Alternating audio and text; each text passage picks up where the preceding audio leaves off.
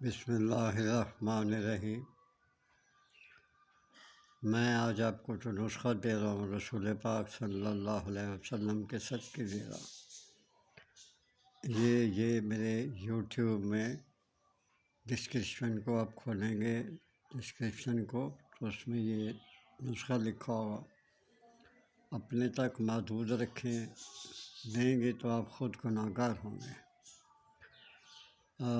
نسخہ یہ ہے کہ سم الفار 1 تولہ لے کر مرغ جوان ہو اس کو کھلا دیں، اسی طریقے سے اس کو کھلا دیں، اور سینے جب یہ مرنے لگے تو اس کو ذبح کر لیں۔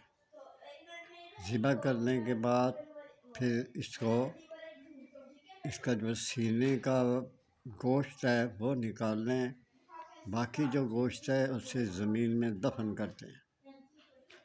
اب جو سینے کا جو گوشت ہے اس کو سکھائیں، چاہے 10 دن لگیں، چاہے 20 دن لگیں، چاہے مہینہ لگ جائے، اس کو اچھی طرح سکھا لیں۔ جب سوکھ جائے تو اسے خوب باریک کر لیں، کوٹ لیں، اور اس کا جب یہ آپ سوچ لیں کہ آپ نے اس کا جو گوشت باقی بچا ہے وہ آپ نے دفن کر دیا ہے، پھر آپ نے اس کا گوشت کو خشک کر کے پاؤڈر بنانا ہے۔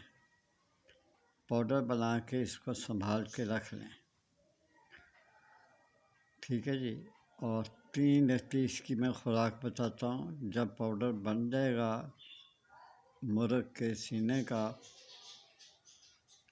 تو اس پاؤڈر کا استعمال آپ نے کیسے کرنا ہے؟ 3 رتی، 1 رتی میں 8 ماشا ہوتے ہیں، تو یہ 4 آدھا ماشا سے 1 رتی کم، یہ آپ نے کس میں کھانا ہے؟ 3 رتی آپ نے جو گوشت بنایا ہوا ہے قیمہ بکرے کا، اس میں آپ نے شامل کرنا ہے۔ بکرے کا قیمہ لیں، اس میں اس کو 3 رتی شامل کریں، اور اس کو خوب اچھی طرح سے پکا کر کھا لیں۔